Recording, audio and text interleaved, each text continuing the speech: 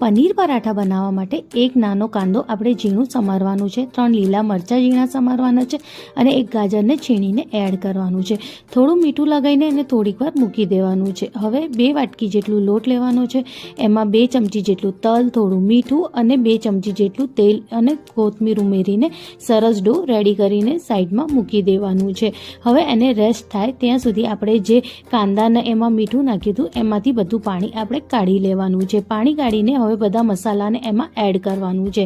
એમાં આપણે 1 ચમચી જેટલું અમચૂર પાવડર, 1 ચમચી જેટલું ચીલી ફ્લેક્સ, 1 ચમચી જેટલું લાલ મિર્ચ પાવડર, 1 ચમચી જેટલું ધનિયા પાવડર, મીઠું સ્વાદ મુજબ, થોડું કોથમીર એડ કર 100 ગ્રામ જેટલું પનીર છીણીને એડ કરવાનું છે. હવે તમે ત્રિકોણ કે ચોરસ જે પરોઠા બનાવવા માંગતા એ બનાવી શકો છો. મેં અહીંયા ચોરસ પરોઠા વણ્યા છે.